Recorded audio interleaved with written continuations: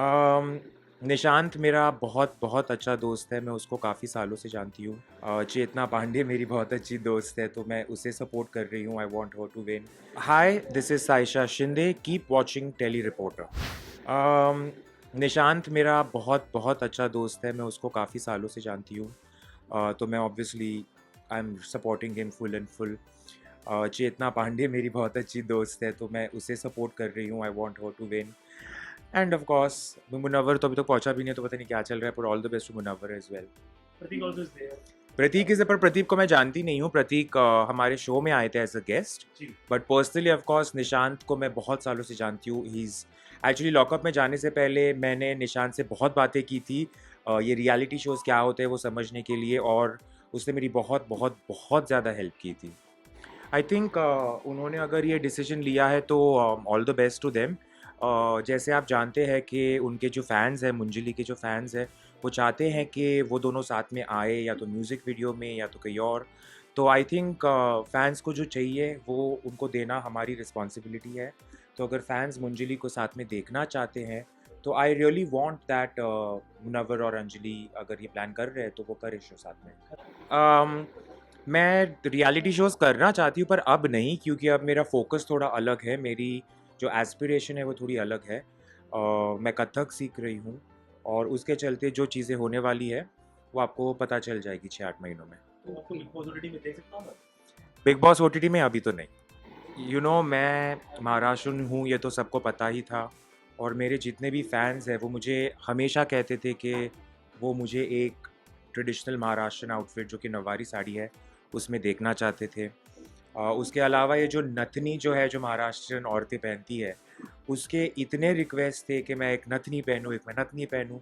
तो मैंने सोचा कि क्यों ना प्राइड मंथ का जो महीना है उसमें ये एक स्पेशल चीज़ करे, और सिर्फ मैं ही क्यों ये एक्सपीरियंस एंजॉय करूँ।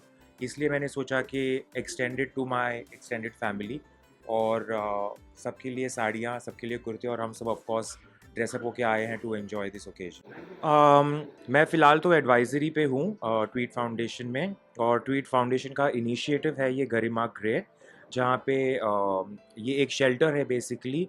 तो ऑल ओवर द कंट्री जितने भी किड्स, जो बच्चे हैं जिनको या तो घर से निकाल दिया गया है या तो वो भाग के आए हैं, उनके लिए ये शेल्टर है। तो यहाँ पे इनका खाना पीना रहना, और इनकी जॉब्स, इनका फ्यूचर, जैसे हमें पता चला कि बेसिकली एक डिग्निटी वाली लाइफ देना, ये है इनका उद्देश्य।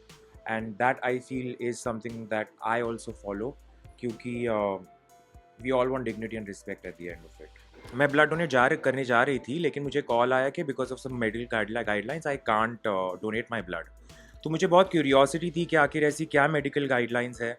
और वो मेडिकल गाइडलाइंस पढ़ते पढ़ते मुझे ये रियलाइज़ हुआ कि ऐसी कोई मेडिकल गाइडलाइन नहीं है, बल्कि 2017 में एक लॉ पास हुआ है, एक ब्लड डोनर रेफरल डॉक्यूमेंट बना था, जिसके चलते ना सिर्फ इंडिया में, पूरी दुनिया में, मैं ये भी कह दूं कि ये सिर्फ इंडिया में लागू नहीं है, एफडीए अप्रूव्ड भी ऐसा ही सिचुएशन है एफडीए के हिसाब से, कि anyone from the LGBTQI+ community can't donate their blood because we apparently fall in the high risk category.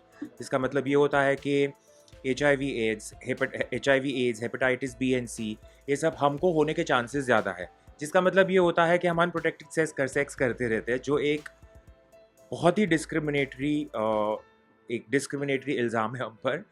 तो मैं काफ़ी शॉक थी, क्योंकि 2 साल पहले जब मैं साइशा नहीं थी, जब मैं स्वप्निल थी, मैंने मेरा ब्लड डोनेट किया है। तो मेरे खून में तब और अब क्या फ़र्क है, ये ज़रा आप ही बताओ मुझे। मैं मेरे फैंस को ये कहना चाहूँगी कि इंतज़ार करिए, थोड़ा धीरज रखिए, साइशा ऐसे ही नहीं जाने वाली है।